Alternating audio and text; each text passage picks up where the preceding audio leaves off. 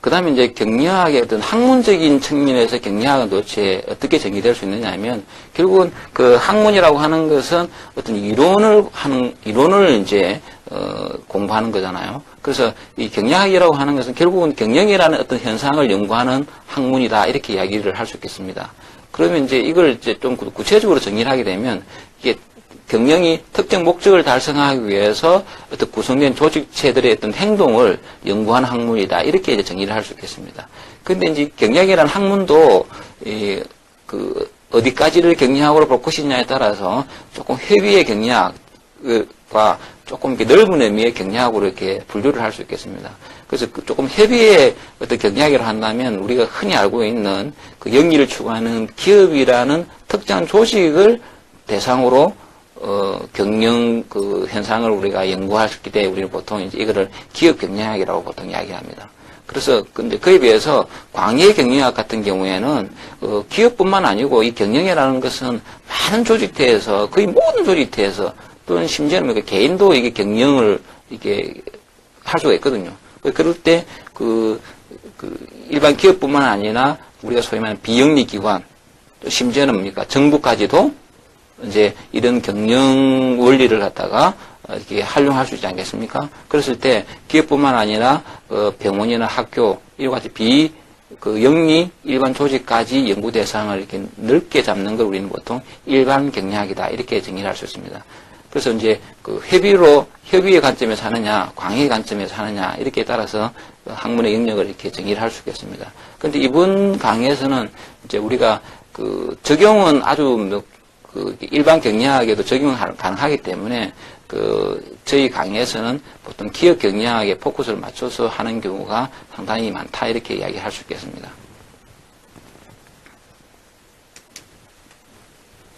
그 다음에 이제 경영의 주체가 누구냐 하게 되면 경영의 주체는 결국 경영자입니다. 그래서 예를 들면 일반 기업체 같은 경우는 최고 경영자가 될 것이고 또 우리 구청 같으면 뭡니까? 구청장이 될 것이고, 어쨌든 경영의 주체는 뭡니까? 경영자가 된다는 거죠. 그래서 경영자라고 하는 것은 조직체의 어떤 전략, 관리, 운영, 이게 아까 전에 말했습니다. 경영의 내용이라고 하죠. 이런 활동들을 능동적으로 주관하는 사람이 경영자다 이렇게 이야기를 할 수 있습니다. 그래서 우리가 일반 기업 경영학 관점에서 봤을 때 경영학은 경영자 관점에서 이렇게 다루어지는 학문입니다. 그래서 이제 우리가 이제 경영학의 학문의 이렇게 연구 대상 안에는 노조도 있고 여러 가지 이해관계자들이 있지 않습니까? 그런데 경영학은 누구의 시각에서 보는 학문이냐면 경영자의 시각에서 보는 학문이다. 이렇게 정의를 할 수가 있겠습니다. 경영학의 학문적 성격에 대해서 한번 살펴보도록 하겠습니다. 경영에 관련돼서 항상 논란이 되어왔던 것 중에 하나는 경영학이 과연 과학인가? 안 그러면 단순한 기술인가? 즉, 경영학은 어떤 경영 현상에 대해서 어떤 규칙을 찾아서 어떤 이론을 만들어내는 그런 학문이냐? 안 그러면 단순히 물건을 잘 만들어가지고 많이 파는 그런 단순한 기술이냐? 여기에 대한 논란이 되어왔는데 과학이냐 또는 기술이냐 하는 부분들은 저는 이렇게 비유를 한번 해봤습니다. 우리가 영화나 또 연극에서 아주 중요한 역할을 하는 게 조명이지 않습니까? 그래서 이제 거기에는 조명 감독이 있고 조명 기사가 있다고 이렇게 비교를 할 때 조명 감독은 저는 이 과학에 비유를 할 수 있고 조명 기사는 어떤 기술에 이제 비유를 할 수 있겠죠. 그래서 조명 감독과 조명 기사가 물론 제 설명이 다 맞지 않을 수는 있겠지만 조명 감독 같은 경우에는 영화를 예를 들 경우에 어떤 아주 슬픈 장면을 찍는다라고 했을 때 그 슬픈 장면이 더 슬프게 만들어서 영화를 보는 사람들에게 감동을 주기 위해서는 조명의 밝기라든지 그 다음에 조명의 어떤 색깔이라든지 이런 것들이 어떻게 했을 때 아주 슬프게 그 장면에서 슬프게 볼 것인가 이걸 갖다가 알고 조명을 설치를 조명 기사에게 시킨다는 겁니다. 근데 조명 기사는 감독이 시키는 것을 그 위치에 그 밝기에 따라서 설치를 잘하게 되면 조명 기사로서의 역할을 다 하는 거죠. 근데 이제 조명 기사는 뭘 알지 못하냐 하면 이렇게 설치했을 때 과연 어떤 효과가 나고 어떤 원리에서 이렇게 이 장면에서 이렇게 하는지 여기까지는 생각 안 하고 그냥 감독이 시키는 대로 만다는 거예요. 자기가 가지고 있는 조명 설치 기술을 갖다가 발휘해서 제대로 된 위치에 또는 제대로 됩니까? 조명의 밝기 이런 걸 맞춰주는 것만 한다는 거죠. 그거는 결국 뭐냐면 기술이라는 거죠. 그런데 감독은 그 설치를 했을 때 어떠한 어떤 메커니즘, 소위 말합니까? 원리에 의해서, 그렇게 지금 이 장면을 찍는데 아주 적합한 조명이 되느냐 하는 부분들을 생각하고 조명 기사에 시킨다는 거죠. 그래서 그 원리를 알고 그 조명의 기본적인 메커니즘을 안다. 요런 것들은 뭐냐면 과학에 해당된다는 거죠. 근데 조명을 적정한 위치에 제대로 딱 정확하게 설치한다. 요거로 단순한 기술에 해당된다는 거죠. 그래서 경영학이 과연 과학이냐 기술이냐 하는 부분들은 그렇게 비교를 할 수 있는데, 당연히 저는 경영학은 경영의 현상에 일어나는 규칙, 원리를 찾는데 포커스가 맞춰져 있기 때문에 과학이다 이렇게 이야기를 할 수가 있습니다. 그리고 이제 또 한 가지 제가 경영학에 관련된 강의를 이렇게 하면서 많이 받은 질문 중에 이런 것들이 있다는 거죠. 특히 이제 실무 경험이 많으신 분들을 대상으로 이 강의를 이렇게 했을 때 항상 강의 끝나고 나서 질문하십시오라고 했을 때 나오는 이야기들을 크게 보게 되면 세 가지들이 주로 이제 많이 나옵니다. 하나는 경영에 대해 잘 몰라도 경영 관리 잘 하는데요, 또 실적이 좋은데요, 이렇게 이제 이야기를 하고, 조금 더 나아가면 이제 교수님이 설명하신 이론은 잘 들었습니다. 그런데 경영 이론을 몰라도 경영 이론은 실무와 많이 다릅니다. 이렇게 이야기를 한다는 거죠. 또 그 이론을 몰라도 장사 잘하고 대박 났습니다. 이런 얘기를 한다는 거죠. 그죠? 그래서 과연 경영학이 필요하냐? 이렇게 이제 던지는 질문 같기도 하다는 거죠. 근데 제가 이제 여기서 이제 답변 드릴 수 있는 것은, 두 가지로 이야기할 수 있겠습니다. 하나는 정말 경영 이론이라고 하는 것이, 경영 이론이라고 하는 것은 경영에서 일어나는 여러 가지 사회적인 현상들을 이렇게 연구 대상으로 하고 있지 않습니까? 그래서 이 이론이라고 하는 것 자체가 어떤 현상을 연구를 하는데, 현상이 항상 일정하게 늘 일어나는 것만 일어나는 게 아니고 항상 새로운 것들이 이렇게 나타나지 않습니까? 즉 동태적이라는 거죠. 그래서 어떤 그 경영 현상에서 일어나는 그 현상들이 이론이 따라가지 못하는 부분이 있긴 있습니다. 반드시 그런 부분이 있을 거예요. 그래서 그런 부분이 있다는 부분을 제가 인정을 합니다. 그리고 또 하나 다른 측면에서 할 수 있는 것은 경영 이론이 그 현실과는 다르다, 실무와는 다르다라고 이야기했을 때, 제가 볼 때는 경영 이론을 모르기 때문에 그렇게 말씀하실 수도 있지 않느냐 이렇게 보여진다는 겁니다. 그리고 이제 이론을 몰라도 장사 잘합니다, 경영 잘합니다라고 하는 이런 것들은 저는 이렇게 비유를 할 수 있겠습니다.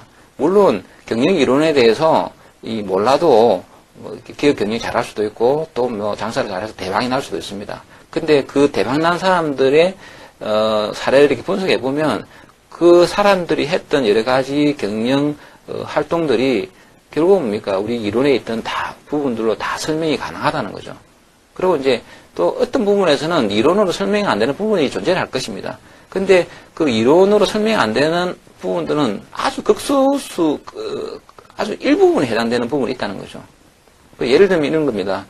어떤 환자가 이제 병원에 갔는데 말기 암 환자 판정을 받았다는 겁니다. 그래서 이제 병원에서 더 이상 이제 이 현대의학으로는 이렇게 낫줄 수가 없습니다 하고 이제 손을 놨다는 거죠. 근데 이제 이분이 이제 집에 가가지고 이제 소위 말합니까 민간요법들을 막 이것저것 썼다는 겁니다. 이것저것 써가지고 막 이거 암에 좋다는 건 다 먹어보고 다 해봤다는 거죠. 그래서 기적적으로 한 3개월밖에 못 산다고 했는데 한 5년 후에도 아주 건강하게 살면서 병원에 다시 왔을 때, 야, 이건 그러면은 그 환자가 그럽니다. 그 현대의학 이게 전혀 쓸모없는 거다. 그 현대의학은 이 암 치료하는데 전혀 도움이 안 된다. 이렇게 이야기했을 때 과연 의사 선생님이 예, 맞습니다. 이렇게 이야기할 수 있겠느냐는 겁니다. 물론 그 일부분의 경우에는 아주 특이한 현상들, 즉 경영 이론으로 설명 안 되는 부분이 있을 수는 있습니다. 근데 그는 아주 극소수의 일부는 우리 경리학의 학문 영역에 포함을 시키지 않습니다. 또 다른 예를 하나 들면 우리 촌에 가면 우리 고부님이 계신데 아주 심한 관절염을 앓고 계셨는데, 그 병원에서도 도저히 이제 치료하다 하다 안 돼서 이제 거의 포기한 상태였는데, 그 고모님이 이제 소위 말 민간요법을 통해서 이제 관절염이 아주 개선이 돼가 좋아졌었다는 겁니다. 그래서 이제 다른 주위에 계신 지인분들이 물어봤다는 겁니다. 도대체 어떻게 해서 그 관절염을 나섰느냐, 좀 이렇게 방법을 좀 가르쳐 달라. 이렇게 했을 때, 고모님이 대답하기 대단히 곤란했다는 겁니다.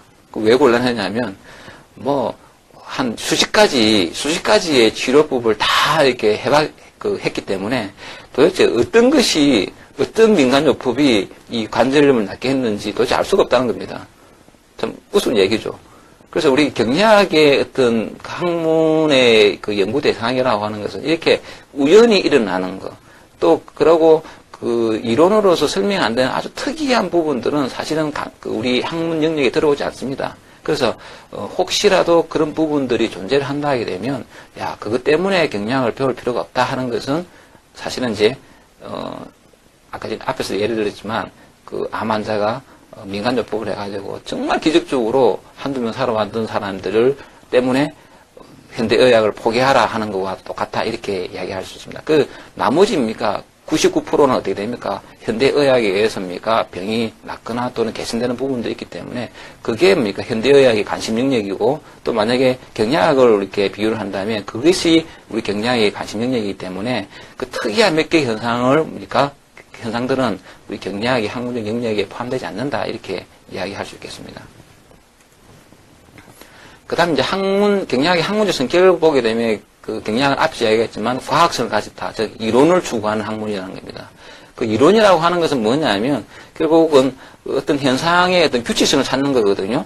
그래서 이제 경리학이라고 하는 것은 사회과학의 한 분야이기 때문에 이 사회과학이라고 하는 것은 인간 사회에서 일어나는 현상을 연구하는 학문입니다. 특히 이제 경리학은 기업 경영 또는 조직 활동과 관련된 현상들을 연구한 학문이다 이렇게 이야기할 수 있습니다. 그래서 이런 이론들을 왜 우리가 공부를 하냐 하게 되면 이 이론들을 우리가 만들게 되면 즉 어떤 현상의 규칙성을 찾게 되면 어떤 현상에 대한 기술이나 설명이나 예측 통제가 가능하게 됩니다. 즉 활용이 가능하기 때문에 이제 이 이론을 만들려고 노력을 한다는 거죠. 쉬운 예를 하나 들어보겠습니다. 이 A라는 기업이 있는데, 이 A라는 기업이 경영 활동들을 쭉 해왔을 거 아닙니까? 그래서 이제, 소위 말하는 매출액을 이제, 실현시키기 위해서 여러 가지 활동들을 했는데, 이제 매출을 높이기 위해서 광고도 하고, 판매원 수도 이렇게 활용해서 이제 매출을 했을 때, 그 회사에 지금까지 해왔던 거를 이렇게 쭉 과거의 데이터들을 보니까, 매출하고 광고비하고의 관계가 이런 관계가 있더라. 그래서 예를 들면 광고비가 2배 썼을 때 뭡니까? 매출도 따라서 2배 늘어나더라. 이런 관계를 우리가 확인했다. 하게 되면 이런 현상들은 뭐냐면 과거에 이 A라는 기업에서 해왔던 어떤 경영 활동들을 기술을 해주고 설명을 해주죠. 그리고 이제 이런 관계를 우리가 알아냈다고 한다면 우리가 예측도 가능합니다. 그럼 예를 들어서 이 B라는 기업도 이런 관계가 있다라고 하는 것을 알아냈을 때 B 기업이 예를 들어 매출액 뭡니까? 110억을 올리기 위해서는 어떻게 해야 될까요? 광고비를 얼마 써야 되겠습니까? 그러면 여기다가 110억, 내년에 광고비를 110억을 우리가 올린다, 목표를 한다 했을 때는 광고비를 얼마 써야 되겠습니까? 이 하게 되면 뭡니까? 10 플러스 뭡니까?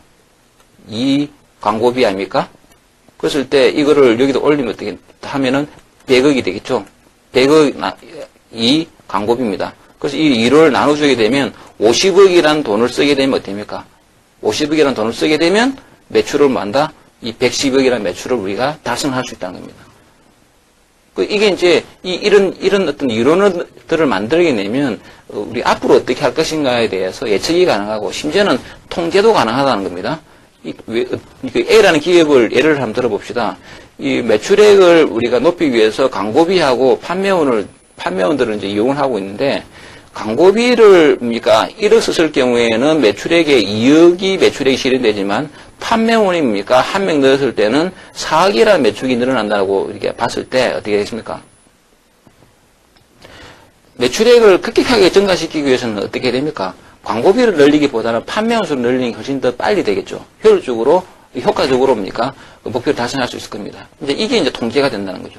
그래서 우리가 이론이라는 것을 만들게 되면, 이렇게 우리 기업 경영이나 또는 조직에서 추구하는 목표를 좀 더 효과적으로 예측하고 통제할 수 있기 때문에 이론이라는 걸 만들어낸다는 겁니다. 그래서 경영학은 과학성을 가지고 있다. 즉, 이론을 추구하는 학문이다. 이렇게 정의를 할 수 있고, 또 실천 학문이다.